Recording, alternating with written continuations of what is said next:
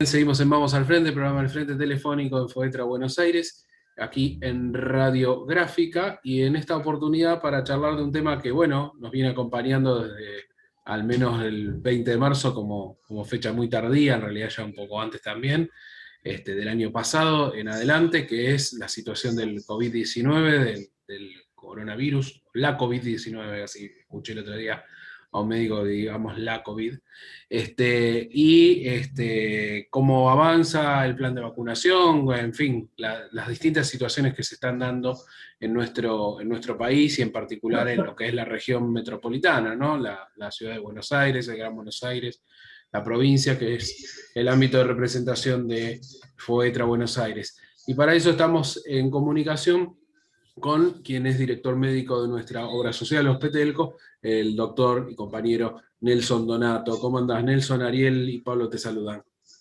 Bueno, Pablo, Ariel, ¿qué tal? ¿Cómo les va? Acá estamos. Bueno, atravesando esta pandemia, la verdad es que por primera vez en mucho tiempo empezamos a tener una visión un poco más optimista. No obstante ello, requiere de seguir cuidándonos como el primer día, sin aflojar ni un minuto, sin bajar los brazos y tomando todas las precauciones, porque ante el menor descuido podemos tener un rebrote de esto. Justamente fijémonos lo que estuvo pasando, por ejemplo, en países como Israel, ¿no? Donde festejaban a viva voz, que se sacaban los barbijos, que podían empezar a hacer una vida normal, y en muy pocos días tuvieron que volver para atrás con todas las medidas, y hoy están nuevamente recrudeciendo en un país que creía que tenía resuelto el tema, están recrudeciendo nuevamente esta enfermedad. Por eso es que tenemos que seguir extremando las medidas de cuidado, básicamente. Vos en el inicio hablabas de la situación actual respecto de las vacunas, por ejemplo. Bueno, la verdad es que acá tenemos que hacer algunas aclaraciones que son más que necesarias, ¿no? Primero, y una cosa que me parece fundamental, es hacer hincapié en que la vacuna una vez aplicada no vence. La vacuna una vez que se aplicó genera un nivel de anticuerpos en el cuerpo, por decirlo de alguna manera, se expone a partes del virus al organismo, el sistema inmunológico genera los anticuerpos que luego van a generar la defensa ante la aparición del virus real, ¿verdad? En este caso. Con lo cual, decir que vence la vacuna es realmente una falsedad, y ya sabemos que en este caso, lo hemos estado viendo, tiene que ver con la bajeza a la que nos tiene habituado un sector de la política que caranchea sobre cuestiones que generan angustia en la gente y lo único que hacen es llevar tristeza y desasosiego.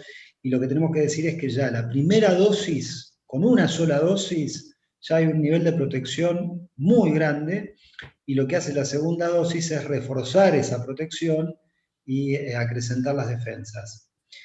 Y en ese sentido tenemos que festejar que hoy tenemos más de 22 millones 813.000 y pico de dosis, de primeras dosis en total, ¿no? Entre primeras y segundas dosis aplicadas, 18 millones y pico con la primera dosis y más de 4 millones y medio de personas con las dos dosis aplicadas. Con lo cual estamos diciendo que la mitad de la población prácticamente hoy tiene algún nivel de protección contra el coronavirus. Esta es la buena noticia y esto es lo que tenemos que transmitir. Nelson, cuando se dio las primeras pruebas positivas de las primeras vacunas, se disparó, no sé si poner una especie de guerra diplomática, porque realmente los estados debieron negociar con estados, los estados con los laboratorios debieron negociar, porque estamos hablando de un bien que es escaso, ¿no? ¿Vos cómo viste al Estado argentino negociando en esta pandemia, y si pensás que en un futuro las vacunas pueden ser utilizadas como un instrumento político en la diplomacia? Y realmente, a ver, al título personal lo digo, creo que sí, que evidentemente hubo un uso político, que hubo todo un nivel de posicionamiento geopolítico con el tema de las vacunas, pero pensémoslo en este sentido. hemos asistido a toda esta, digamos, discusión en relación a una vacuna específica, de un laboratorio específico, cuando aquí ya en la Argentina disponíamos de varias otras vacunas que habían demostrado una gran efectividad. Para no ponerle nombre, digo, ¿no? Uno podría decir Pfizer, pero digo, para no poner nombre. Claro, mejor. Ahora, estamos habituados a ver que los laboratorios hacen un negocio financiero, porque hoy el negocio de los medicamentos para las corporaciones multinacionales se ha convertido en un negocio financiero. Entonces, falsamente se habla, por ejemplo, de medicamentos de alto costo, cuando en realidad lo que tenemos que decir es que son medicamentos de alto precio. Cuando se evalúa el costo de cualquier bien que tenga que ver con la salud, llámese medicamento, vacuna o demás, se habla de los costos, y en los costos se incluye la investigación y el desarrollo, que es en general el costo más grande en cualquiera de estos desarrollos, porque luego producirlo en sí, el valor de la producción termina siendo realmente bajo en muchos casos. ¿Qué sucede? La investigación y el desarrollo, la mayor parte de las veces, está fomentado por el Estado a través de universidades públicas y demás, con lo cual esa parte del supuesto costo ya lo absorbió el Estado. Y de hecho, nosotros muchas de las cosas que hoy utilizamos, por ejemplo, un teléfono celular, el cristal líquido lo desarrolló el Estado a través de distintos estamentos del Estado norteamericano. Es decir, algunos software los desarrollaron los ejércitos. Y todo eso después las corporaciones multinacionales lo utilizan en beneficio propio y lo ponen como costo cuando en realidad no lo invirtieron ese dinero. Lo mismo sucede con la industria de los medicamentos y lo mismo sucede también con las vacunas. Ejemplo, un estado bloqueado como es el estado de Cuba. Hoy ya tiene varias vacunas, 5 muy bien probadas en desarrollo, todas de una alta efectividad y que seguramente van a proveer a gran parte del mundo y sobre todo de Latinoamérica, como siempre ha sido solidariamente Cuba con este tipo de vacunas, ¿no es cierto? Ahora, volviendo a la pregunta, vos me decías si se ha hecho un uso político sin duda. Aquí un sector de la oposición viene haciendo un uso político indiscriminado, totalmente criminal, y digo criminal porque mucha gente duda de vacunarse por toda la gran cantidad de mentiras que se dicen en relación a las vacunas, y hemos asistido a la muerte incluso de colegas, gente instruida, gente con acceso al conocimiento, que por toda esa falsa información acerca de las vacunas no se quiso vacunar oportunamente y terminó falleciendo por el coronavirus. Esto respecto del uso político. ¿Todo para qué?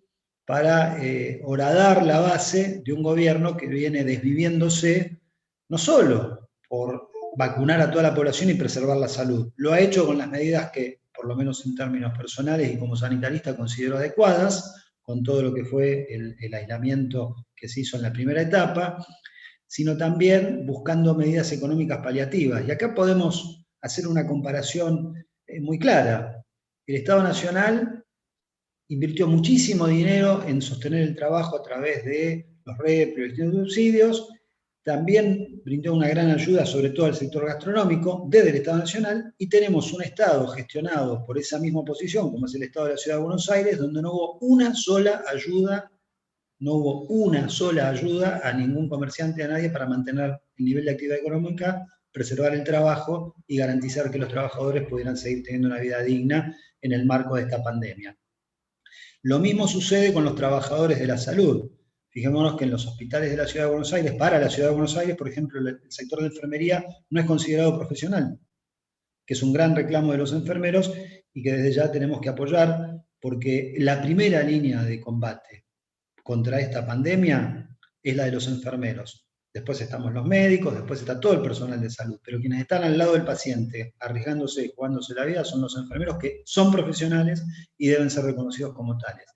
Y luego, lo que ha hecho la ciudad, con una paritaria totalmente escandalosa a la baja para los profesionales de la salud, que realmente han visto disminuidos sus ingresos y por lo tanto hoy asistíamos a los aplausos de las 9 de la noche, pero por otro lado, ningún reconocimiento en términos de poder adquisitivo, de mantener, por lo menos, no decimos de aumentar su poder adquisitivo, pero sí por lo menos de mantenerlo versus inflación, con lo cual el deterioro de la capacidad del personal de salud fue terrible, ¿no? Este contraste enorme. Podemos ver el otro ejemplo, el de la provincia de Buenos Aires, donde hemos visto que por primera vez la agrupación de los profesionales médicos de la ciudad, de la provincia de Buenos Aires, la CICOP, por primera vez planteó estar de acuerdo con una paritaria que mejoró los salarios de los trabajadores y de alguna manera, con todo lo que falta, con la cantidad con la postergación que se viene trayendo, pero por lo menos iniciando un camino en la reconstrucción de eso, ¿no? Estamos hablando con Nelson Donato, director médico de Ospetelco, y médico sanitarista y compañero. Nelson, te quería preguntar ahora por cómo ves que está respondiendo el sistema de salud en líneas generales, ¿no? Hubo momentos que estuvieron más tensionados con las terapias intensivas, bueno, era muy difícil realmente encontrar camas, tanto en el ámbito de las prepagas como en el ámbito de obras sociales. Por lo general terminaba auxiliando la salud pública. Entonces, ¿cómo ves primero la respuesta del sistema sanitario en ese momento o a lo largo, digamos, de lo que va de la pandemia, por un lado? Y por otro lado, una pregunta por ahí de un carácter más político, es lo que Cristina Fernández de Kirchner viene mencionando ya desde fin de año, cuando fue el acto en La Plata, siempre en La Plata, ¿no? Cuando fue el acto en el Estadio Único, ¿no? Hablando de, bueno, tenemos que empezar a pensar otro sistema de salud, y reafirmándolo hace muy poquito cuando inauguraban un sector del hospital también de La Plata. ¿Cómo ves esta discusión del sistema de salud en sí? Bueno, a ver, dos partes. Primero me preguntabas cómo veo la respuesta del sistema de salud. La verdad es que nosotros tenemos un sistema de salud, y sobre todo un sistema de salud público muy robusto. Hubo varios intentos digamos, por degradar y por achicar el sistema de salud. Nosotros tenemos una conciencia colectiva, y en nuestro inconsciente colectivo la salud es un derecho absolutamente inalienable. Es decir, la salud en la Argentina, a nadie se le ocurriría pensar en la Argentina que no va a tener dónde atenderse. Es decir, aquel que no tiene... Por eso yo siempre digo que cuando se habla de pacientes con cobertura y sin cobertura, es una falacia. Aquí el 100% de la población tiene cobertura en salud. Porque si no tiene una obra social, o no tiene un prepago, o no puede asistir a la medicina privada, tiene un hospital público que lo va a atender. El Estado se hace cargo de la cobertura de ese porcentaje de la población que no tiene otra. Pero no solo eso, el sistema público termina cubriendo las falencias de los otros subsistemas, ¿no? Es decir, aquí, y ahora avanzamos en eso, digo, a nadie se le ocurriría pensar, como digo, que no va a tener dónde atenderse.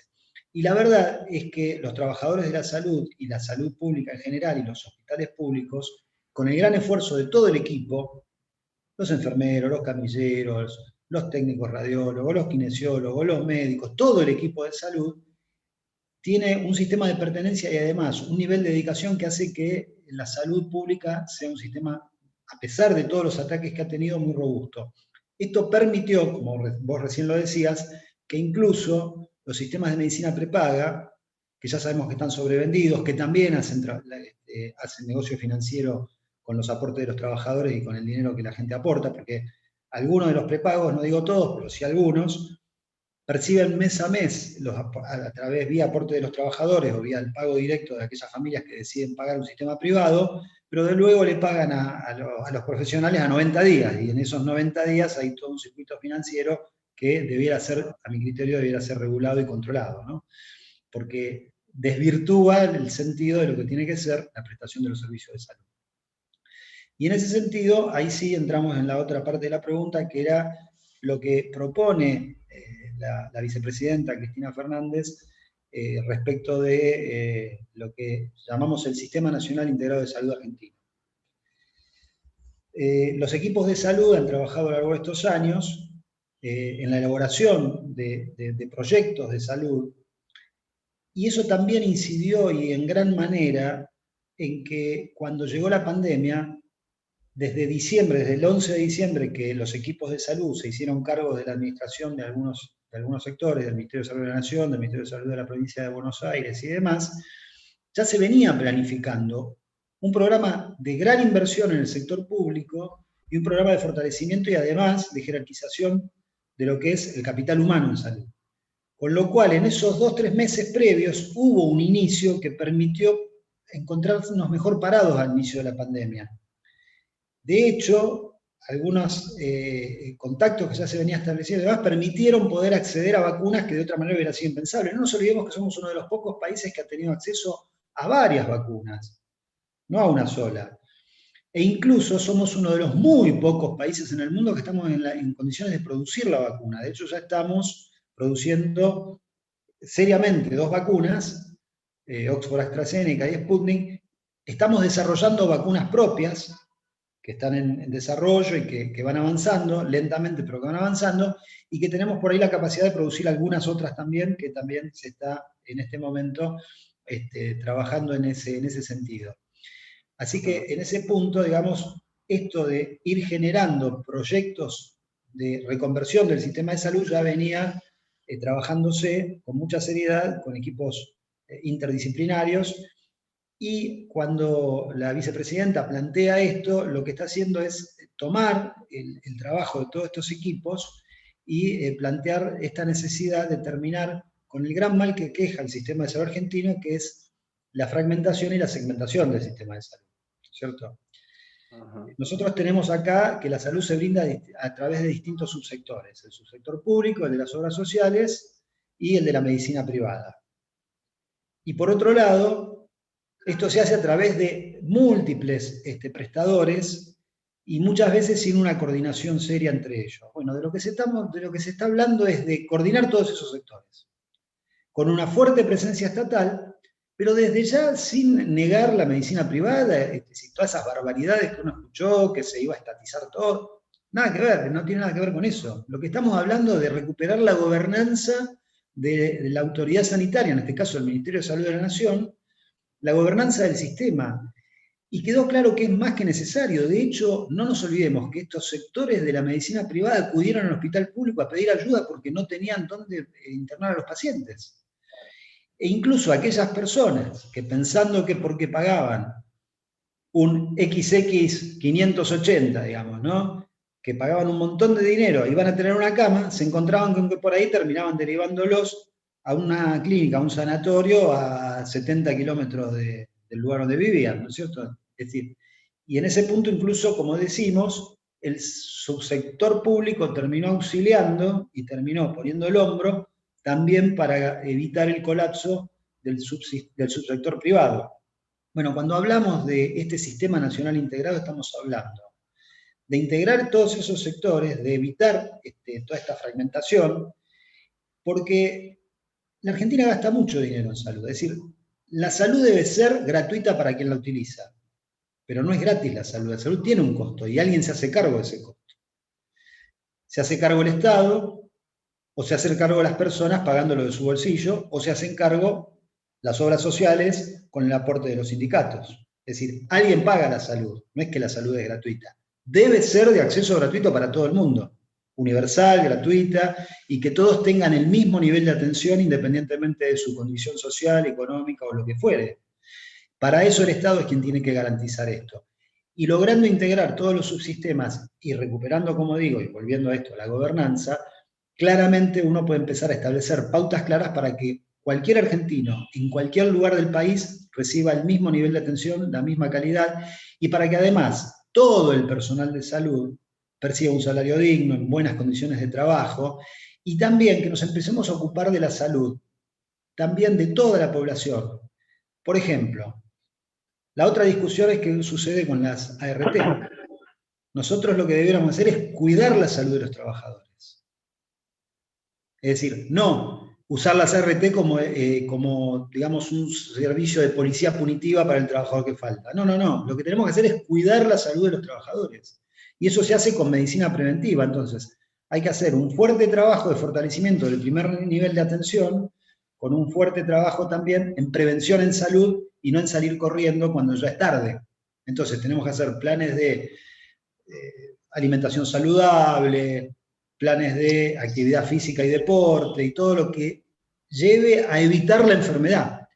Porque en realidad el gran negocio de las corporaciones, del complejo industrial, financiero, de los medicamentos, es la enfermedad. El negocio no es la salud. Entonces lo que nosotros tenemos que hacer es fomentar y preservar la salud. Y en un sistema integrado eso sería posible, porque podríamos, por ejemplo, generar equipos de atención primaria que se hagan cargo de, por ejemplo, 1.500 familias y que se hagan controles de presión arterial, de glucemia y demás, antes de que se instale la enfermedad. Programas de vacunación.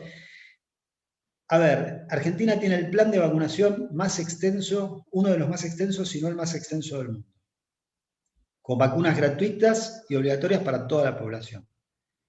Y volviendo un poquito para atrás, nadie pregunta el origen, por ejemplo, de la vacuna contra la meningitis, y es cubana.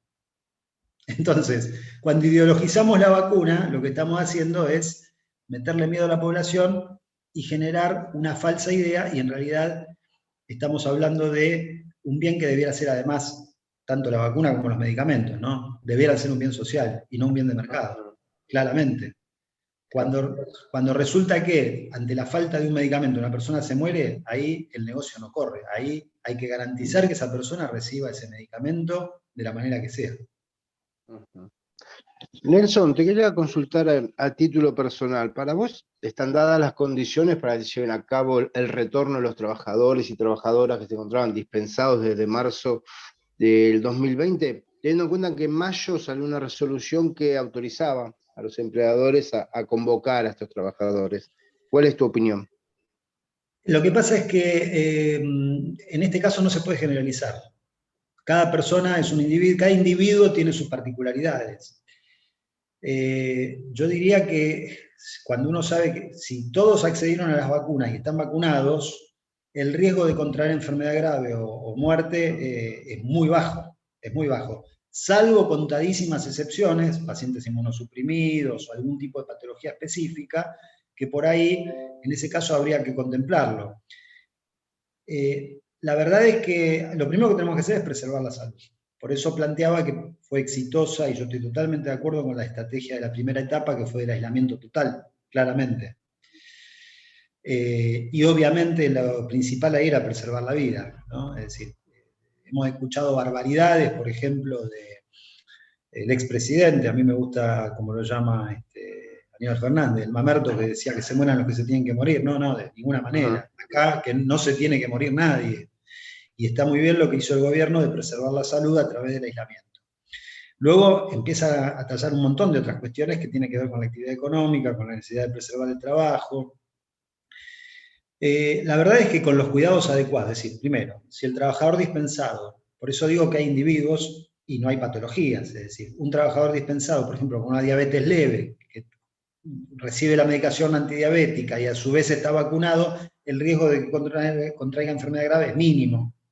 A una persona en tratamiento oncológico inmunosuprimida claramente no puede exponerse de ninguna manera. Por eso digo que ahí es donde tenemos que cuidar la salud de los trabajadores y donde el nivel de control tendría que ser preventivo y no punitivo, ¿cierto?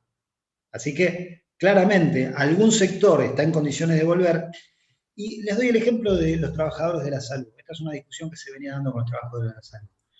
Hubo un sector muy importante de los trabajadores de la salud que no ha tenido descanso, ni licencias, ni vacaciones desde que inició la pandemia. Es decir, hoy en los hospitales de la Ciudad de Buenos Aires están cortadas las licencias. Ahora dieron la posibilidad de tomar 5 días, un poquito de descanso, fueron para adelante, fueron para atrás, bueno. Hay una gremial médica de los hospitales de la Ciudad de Buenos Aires, la Asociación de Médicos Municipales, que está conducida por un sector de dirigentes muy afines a Larreta, que la verdad no cuidan a sus representados. ¿Y qué sucede? Cuando se empezó a vacunar a todos, se empezó a pedir que los que estaban dispensados volvieran al trabajo. Bueno, muchos de ellos podrían hacer algún tipo de trabajo que permitiera descansar a los que vienen tan agotados desde antes, porque si no, es decir, de hecho, el conjunto de los trabajadores de salud está exhausto, y si llegara esta tercera ola, que como bien dijo el ministro de Salud de la ciudad, la estamos esperando, con un equipo de salud agotado y ya digamos intelectualmente agotado, ¿no? Sin posibilidad de descanso y demás, eso también va en detrimento de la posibilidad de cuidar la salud del resto de la gente. Doy esto como ejemplo. Respecto a otras actividades, bueno, habrá que verlo por rama y habrá que verlo por actividad también. Pero En algunos casos está bien que vuelvan al trabajo, porque además hay otra cuestión. El aislamiento también genera depresión y una serie de cuestiones que, digamos, ya estamos bastante castigados con el hecho de no poder volver al abrazo, al mate, todas aquellas cosas que nosotros como sociedad nos caracterizaban. Entonces, el hecho, y además, me voy un poquito de la cuestión meramente sanitaria, pero bueno, en una evaluación política también atenta contra lo que es la organización del movimiento obrero esto. Porque el trabajador aislado en su casa es mucho más difícil que se agrupe y que, digamos, defienda sus derechos, ¿no? No nos olvidemos que muchas empresas tienen el ideal del trabajo en casa porque eso deja al trabajador aislado y sin posibilidad de juntarse con sus pares y poder agruparse, agremiarse para defender sus derechos. Pero esto es como una nota al margen, ¿no? En relación a lo que estamos hablando. Muy bien, es Nelson Donato quien nos dice esto, director médico de Ospetelco. Te agradecemos, Nelson, por este contacto con Vamos al Frente acá en Radiográfica y bueno, a seguir cuidándonos, que otra no queda. Por suerte hablaste con 2 vacunados recientes, así que también la alegría de vacunarnos y de seguir cuidándonos, porque me parece que eso también, hay mucha gente que dice, me vacuné y ya está. Y no, hay que seguir cuidándose. Esto es fundamental. Veía tu cara cuando me decías 2 vacunados recientes y te cambió el rostro. Es decir, lo que todos sentimos en el momento de recibir la vacuna, es decir, yo bueno, fui uno de los afortunados por ser primera línea, por estar en la guardia de un hospital, digamos, al día siguiente de la llegada de la vacuna yo recibí la primera dosis y como corresponde a los 21 días la segunda. Pero bueno, yo estaba caminando por entre el COVID, entonces, pero digo, lo que transmitamos esto que uno siente cuando recibe la dosis de la vacuna. Transmitámoslo para que aquellos que por ahí todavía están dudando lo sepan y lo entiendan. Todas las vacunas que se aplican en nuestro país son seguras. Todas son eficaces. Cuando hablamos de porcentajes de eficacia, es un tema científico. Todas garantizan enfermedad leve y evitar la muerte. Puede haber un caso, pero como lo puede haber en la meningitis, como lo puede haber en la hepatitis, como lo puede haber en cualquiera otra de las patologías de las que nos vacunamos. Las vacunas que llegaron a la Argentina y que se aplican en la Argentina son todas seguras. Todas son efectivas, todas. Entonces, ¿cuál es la mejor vacuna? La primera que llega. Hay que vacunarse y fundamentalmente nos tenemos que seguir cuidando. Barbijo, alcohol en gel, lavado de manos, mantener la distancia social, evitar las aglomeraciones y sobre todo cuidarnos entre todos. De esto salimos todos juntos. Pero la buena noticia es que yo creo que estamos muy cerca.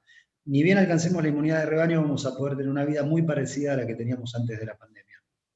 Tal cual. Muchas gracias, Nelson, por esta nota. Te mandamos un abrazo grande. Abrazo enorme, compañeros.